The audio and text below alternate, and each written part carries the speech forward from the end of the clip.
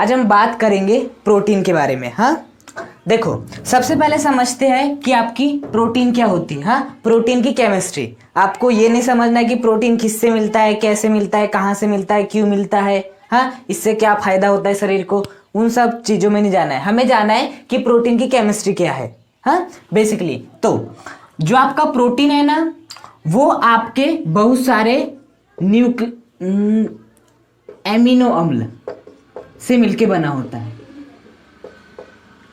किन से मिलके बना होता है? एमिनो अम्ल से मिलके बना होता है आपका प्रोटीन। हाँ, और बेसिकली कौन सा एमिनो अम्ल? अल्फा एमिनो अम्ल। हाँ, हो तो जो आपका एमिनो अम्ल होता है वो बीटा फॉर्म में भी होता है और आपके गामा फॉर्म में भी होता है, लेकिन जो प्रोटीन में देखा गया है वो कौन सा एमिनो अम्ल देखा गया है? अल्फा एमिनो अम्ल देखा गया है। हाँ, तो बहुत सारे जब एक अल्फा एमिनो अम्ल, दूसरा एमिनो अम्ल, तीसरा एमिनो अम्ल, चौथा एमिनो अम्ल इस प्रकार से जुड़ते जाते हैं, अनेक जब अल्फा एमिनो अम्ल आपस में जुड़ जाते तो किसका निर्माण होता है? प्रोटीन का निर्माण होता है।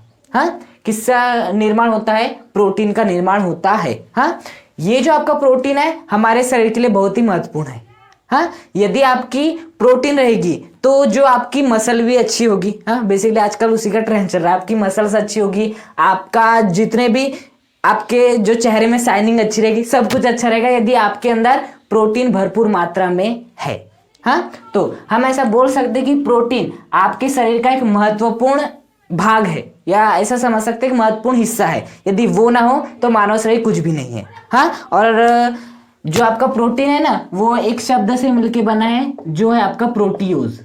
हाँ, जो आपका प्रोटीन शब्द है वो एक ग्रीक शब्द होता है प्रोटियोज। हाँ, उससे मिलकर बना है, और इस प्रोटियोज का मतलब क्या होता है? आपका प्राथमिक होता है। क्या होता है? प्राथमिक। मतलब जो आपका प्रोटीन है वो हमारे शरीर का सबसे महत्वपूर्ण और प्राथमिक पदार्थ है। हाँ, और ये जो प्रोटीन होता है वो कब बनता है? जब हम बहुत सारे अल्फा एमिनो अम्लों को आपस में जोड़ देते तब आपके प्रोटीन का निर्माण होता है। हाँ, एग्जाम्पल के लिए यदि सबसे ज्यादा प्रोटीन कहीं होता है तो है आपके वो नॉन वेज में। नॉन वेज में सबसे ज्यादा होता है। हाँ, और यदि वेज में बात करें तो वेज की थोड़ी ज्यादा मात्रा लेनी पड़ती है ना। नॉन वेज का यदि आप 200 ग्राम या भी खा लिए तो आपको इतना प्रोटीन मिल जाता है जितना नहीं आप ले सकते। हाँ, और यदि आप वेज है तो दूध है, दाल में सबसे ज्यादा पाया जाता है, आपका पनीर हो गया, ये सब में आपका प्रोटीन रहता है। हाँ, तो बेसिकली ये किन से मिलके बना होता है? अल्फा एमिनो अम्ल। जब बहुत सारे अल्फा एमिनो अम्ल आपस में जुड़ जाते हैं, पहला एमिनो अम्ल दूसरा एमिनो अम्ल जुड़ेंगे, इसी प्रकार से जब बहुत सारे एमिनो अम्ल आपस में जुड़ जाते हैं तो आपके प्रोटीन का निर्माण हो जाता है। हाँ, तो सबसे पहले हमें समझना है कि अल्फा एमिनो अम्ल क्या होता है। हाँ, प्रोटीन को समझ रहे थे हम, तो प्रोटीन किससे मिलके बना है? अल्फा एमिनो अम्ल से मिलके बना है। अब अल्फा एमिनो अम्ल क्या होता है? हाँ देखो, बेसिकली अल्फा एमिनो अम्ल, हाँ एमिनो, यहाँ पर आपके दो शब्द है, एक अम्ल है एक एमिनो है। हाँ, अम्ल का मतलब होता है आपके COOH से। किससे होता है? COOH से। हाँ, अब ये आपका COOH हो गया, कार्बोक्सिलिक अम्ल हो गया। अब अल्फा पोजीशन पे एमिनो है। हाँ, तो देखो ये क्या आपका COOH। हाँ, अल्फा पोजीशन का मतलब है कि आपका अल्फा कार्बन से, जो आपका मुख्य क्रियात्मक समूह होता है उससे जो भी कार्बन जुड़ा रहता है उसे कहते हैं अल्फा कार्बन। हाँ, तो आपके अल्फा कार्बन से क्या जुड़ा है? आपका एमिनो जुड़ा है। एमिनो मतलब क्या होता है? आपका NH2 होता है। क्या होता है? NH2 होता है। हाँ, और यहां पर एक आपका इस प्रकार से पार्ट जुड़ा रहता है R। अभी बताओ कार्बन की कितनी वैलेंसी? 1 2 3 4 होती है बेसिकली, तो एक किसके द्वारा संतुष्ट होती है? आपके H। हाँ, ये वाला जो फॉर्म है वो आपको हमेशा देखने मिलता है। अल्फा एमिनो अम्ल में ये वाला फॉर्म हमेशा देखने मिलता है। हाँ, अब ये जो आपका R है वो चाहे तो H भी हो सकता है, वो चाहे तो CH3 भी हो सकता है, वो कुछ भी हो सकता है, लेकिन आपको अल्फा एमिनो अम्ल में COOH और NH2 कार्बन और ये हाइड्रोजन आपको देखने को मिलेगी डेफिनेटली। हाँ, तो बेसिकली जो आपके अल्फा एमिनो अम्ल होते हैं वे क्या होते हैं? जिनमें कार्बोक्सिलिक अम्ल होता है, और इस कार्बोक्सिलिक अम्ल के से जो अल्फा कार्बन जुड़ा रहता है उससे क्या जुड़ा रहता है? आपका एमिनो समूह जुड़ा रहता है, इसलिए इसे क्या कहते हैं? अल्फा एमिनो अम्ल। बातें समझ में? अब बेसिकली मैंने कहा था कि ये जो आपका R है, देखो R के अलग अलग प्रकार होते हैं। हाँ, आप चाहे तो R को क्या ले सकते हो? H ले सकते हो। आप चाहे तो R के रूप में क्या ले सकते हो, CH3 ले सकते हो। आप चाहे तो CH3 का होल ट्वाइस आपका CH ले सकते हो। हाँ, जब आप इसको बदलते जाते हो, R को बदलते जाते हो, हाँ, तो आपका जो अल्फा एमिनो अम्ल है वो भी बदलता जाता है। हाँ, यदि यहाँ पर R के स्थान पे आपने क्या ले लिए, H ले लिए, हाँ, मतलब कि ऐसा R के स्थान पे H ले लिए, C, यहाँ भी H, ये आपका NH2 और ये आपका COOH। देखो R के स्थान में हमने क्या ले लिए, H ले लिए। हाँ, तो इस प्रकार के अल्फा एमिनो अम्लों को क्या कहते हैं, ग्लाइसिन कहते हैं।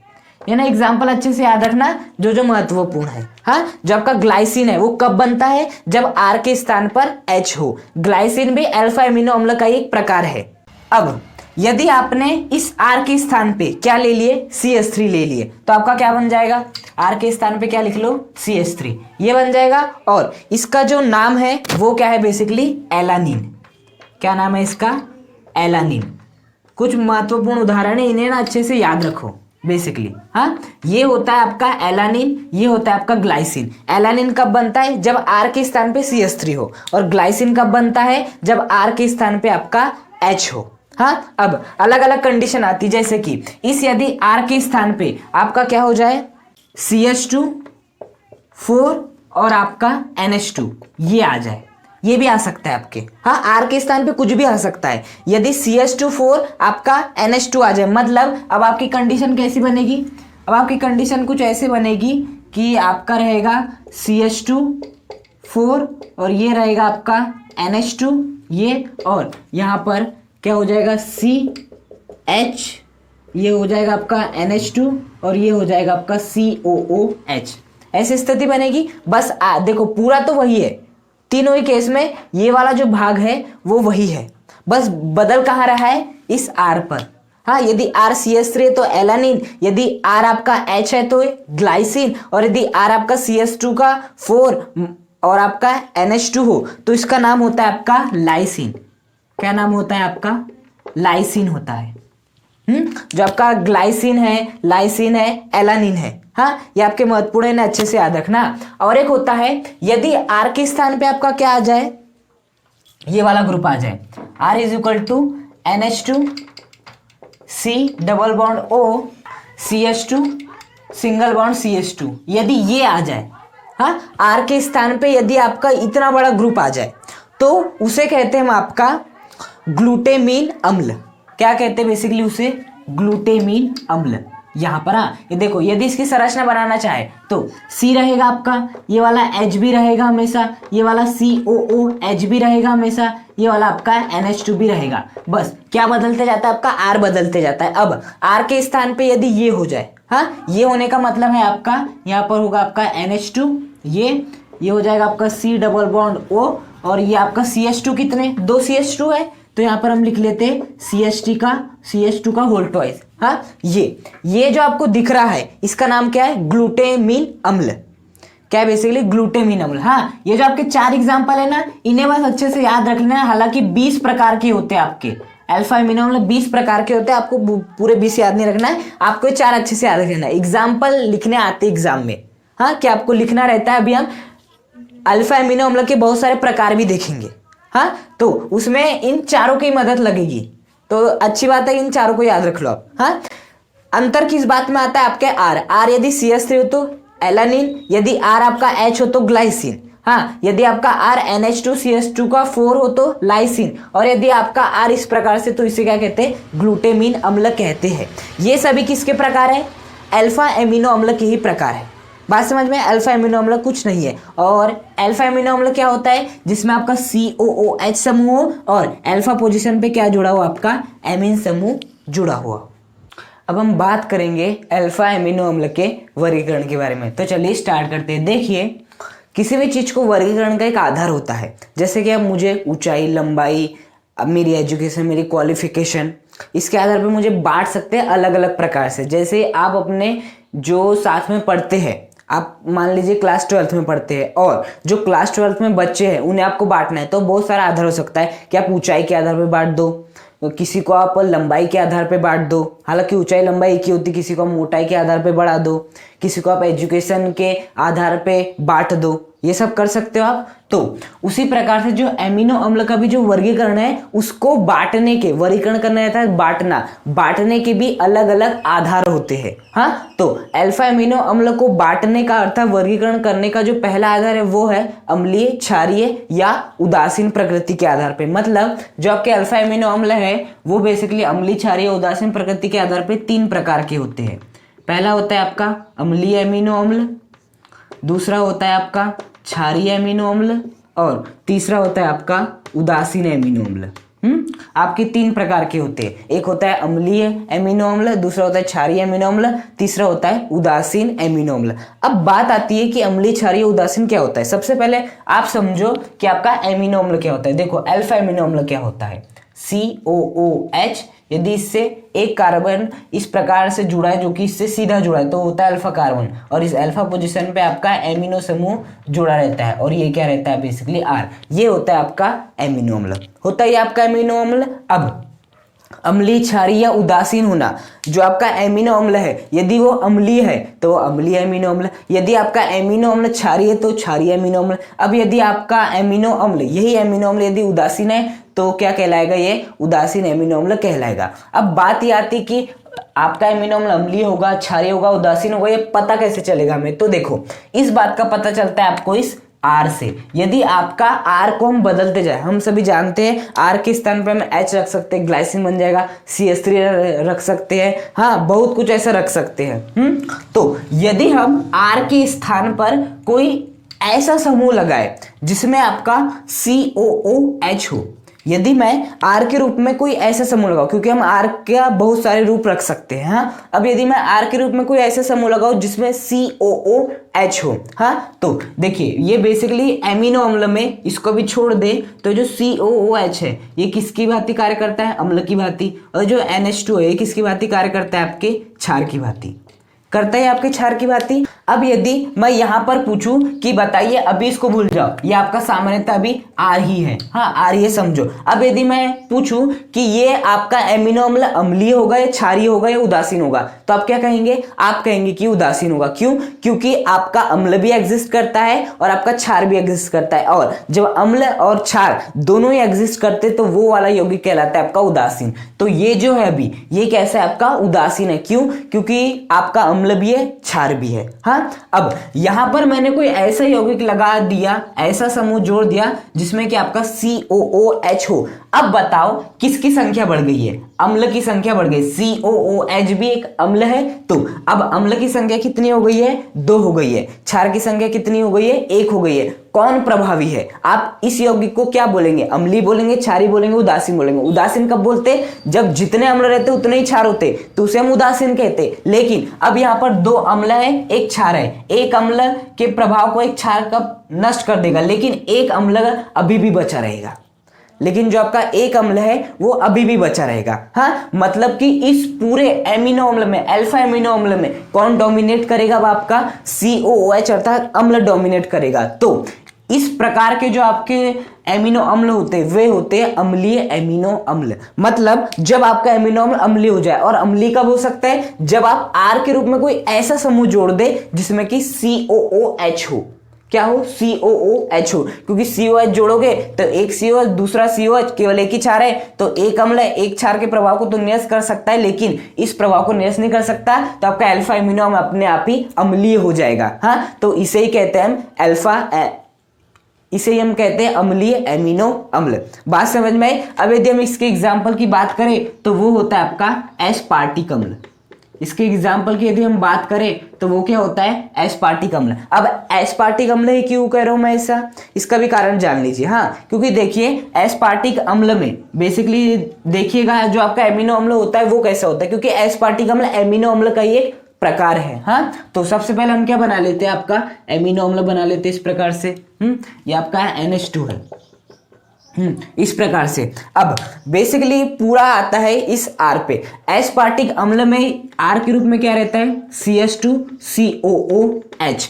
अब बताओ R के रूप में कोई ऐसा समूह जिसमें कि क्या है, आपका COOH है। COH है। अब बताओ यहाँ पर डोमिनेंट कौन होगा? एक क्षार एक अम्ल के प्रभाव को तो निरस्त कर सकता है, लेकिन दूसरे अम्ल के प्रभाव को थोड़ा ना निरस्त कर सकता है। तो अपने आप ही जो आपका एमिनो अम्ल है, एस्पार्टिक अम्ल बेसिकली आपका एमिनो अम्ल ही है, बस हमने आर की वैल्यू बदले, बाकी सेम टू सेम जैसा का वैसा है। हाँ, तो इसमें कैसी प्रकृति आ गया? आपकी अम्लीय प्रकृति आ गई। हाँ, तो यदि आप आर के रूप में कोई ऐसा समूह जोड़ देते हैं जिसमें कि COOH हो, तो इस प्रकार का एमिनो अम्ल कहलाता है अम्लीय एमिनो अम्ल। बात समझ में आई? अब ये तो हो गया अम्लीय एमिनो अम्ल। अब आप क्षारीय एमिनो अम्ल के बारे में भी आसानी से सोच सकते हैं। क्षारीय एमिनो अम्ल क्या होगा? यदि आपने आर के रूप में कोई ऐसा समूह जोड़ दिया जिसमें कि आपका क्या हो? NH2 समूह हो। कौन सा समूह हो? NH2 समूह हो। कौन सा समूह आपका?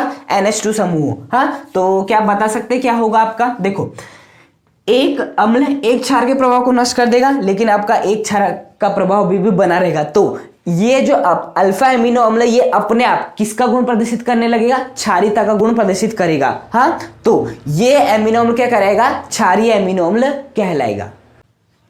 बात आई समझ में?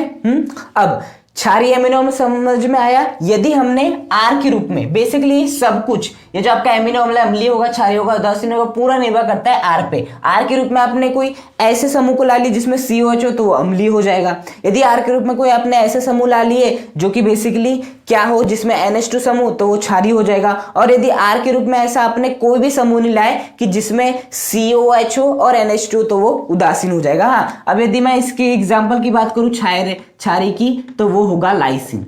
लाइसिन एक प्रमुख उदाहरण क्षारीय का। अब ऐसा क्यों? मैंने आपको बताया भी है, जो आपका लाइसिन होता है, लाइसिन में बेसिकली आर के रूप में क्या होता है आपका? ये होता है CH2 का होल थ्राइस, और आपका क्या होता है? NH2 होता है। ये होता है बेसिकली आपका किसके रूप में होता है? ये आपका आर के रूप में ये होता है। और बाकी एमिनो अम्ल बना लो, C ऊपर H, C यहाँ पर क्या रहता है आपका? NH2 रहता है, और यहाँ पर क्या रहता है आपका? COOH रहता है। हाँ, तो ये होता है लाइसिन। अब देखो, यहाँ पर जितना अम्ल का प्रभाव उतना क्षार का प्रभाव है, निरस्त हो जाएगा आपका यौगिक, उदासीन हो जाएगा। लेकिन आपने आर के रूप में ऐसा समूह लिया जिसमें कि आपका NH2 है। अब बताओ कौन प्रभावी है?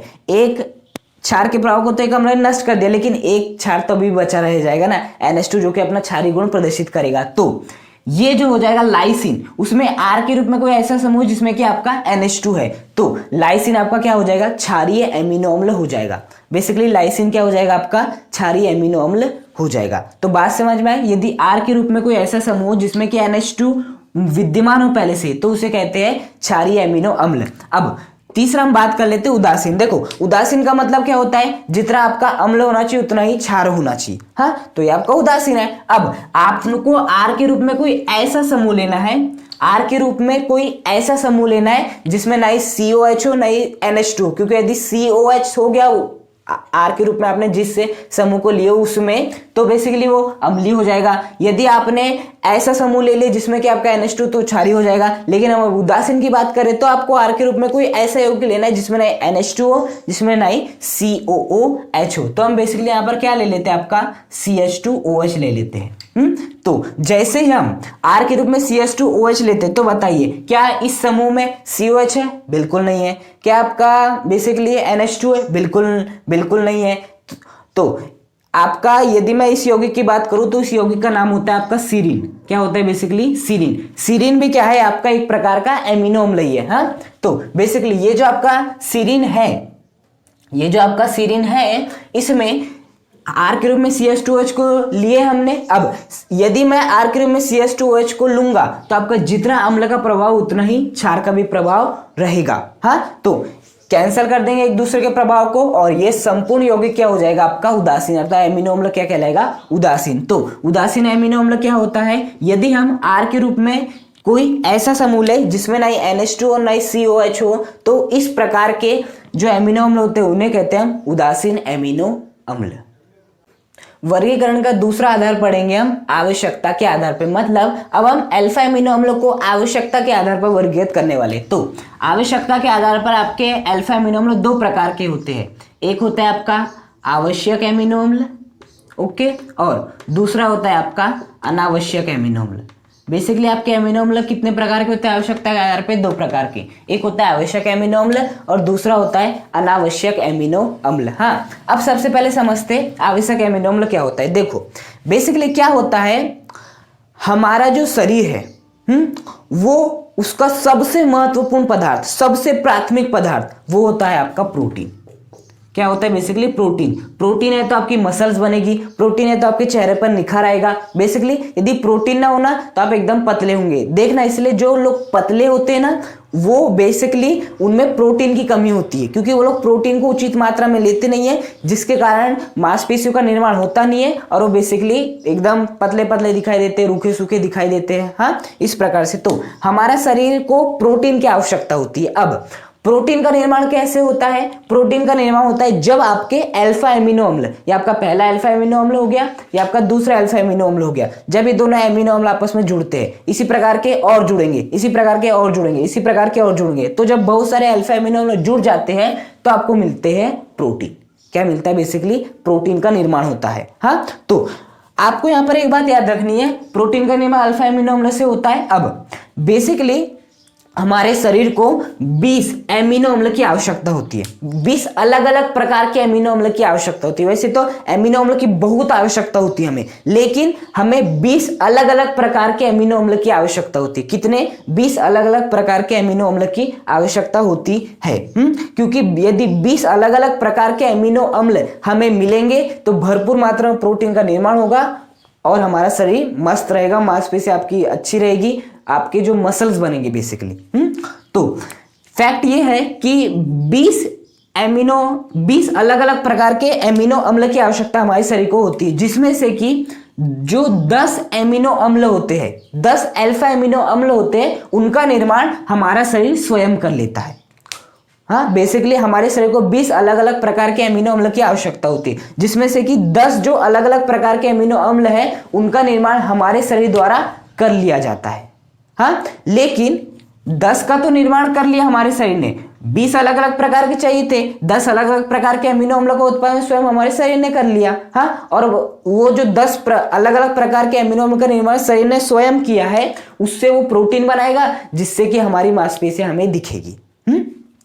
अब लेकिन जो हमें तो 20 अलग अलग प्रकार के एमिनो अम्ल चाहिए थे, 10 का निर्माण तो शरीर ने कर लिया, लेकिन 10 का निर्माण शरीर नहीं कर सकता। हाँ, जो अतिरिक्त के आपके 10 रहेंगे उनका निर्माण मानव शरीर द्वारा नहीं किया जा सकता। हाँ, उन एमिनो अम्ल को आपको बाहर से आहार के रूप में लेना रहता है। अब ऐसा नहीं है कि आप ये जो 10 अलग प्रकार के एमिनो अम्ल है, इसका आपको मैं एग्जाम्पल भी देता हूं, जैसे कि ल्यूसीन। ल्यूसीन आपका एक क्या है? एमिनो अम्ल है बेसिकली, जिसका निर्माण हमारा शरीर स्वयं नहीं कर पाता है। आपने लाइसिन पढ़ा होगा, लाइसिन भी एक आपका एमिनो अम्ल है जिसका निर्माण स्वयं आपका शरीर नहीं कर सकता है। हाँ, तो ल्यूसीन, लाइसिन, ऐसे ही 10 अलग अलग प्रकार के आपके एमिनो अम्ल है जिनका निर्माण स्वयं शरीर नहीं कर पाता है।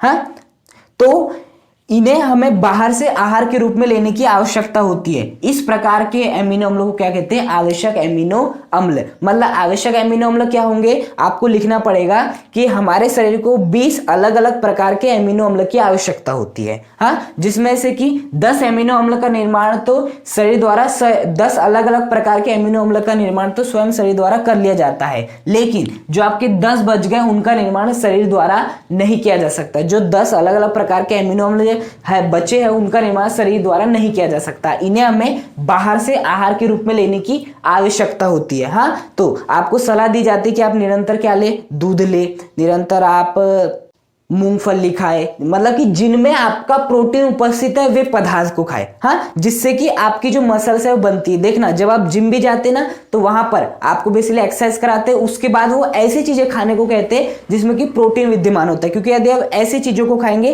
तो ये आपकी मसल्स का निर्माण हो पाएगा। हाँ, बेसिकली तो आवश्यक एमिनो अम्लों को हमें बाहर से आहार के रूप में लेने की आवश्यकता होती है, और आवश्यक एमिनो अम्ल की संख्या कितनी है? आपकी 10 है। अब ऐसा नहीं है कि जो आपके 10 एमिनो अम्ल में से पहला है ल्यूसीन, लाइसिन, ऐसे आपके और भी 8 है। तो ल्यूसीन, लाइसिन को मैं बाहर से आहार के रूप में लेने की आवश्यकता है। अब ऐसा नहीं कि आपने ल्यूसीन लिए उसे खा लिए, लाइसिन लिए उसे खा लिए, 8 अलग अलग प्रकार के और जो आपके आवश्यक एमिनो अम्ल उसने आपने लिए खा लिए, ऐसा नहीं करना है। बेसिकली ल्यूसीन, लाइसिन ये आपके जो दूध हो गए, अंडे हो गए, मांस हो गया, इन सभी में मौजूद रहते हैं।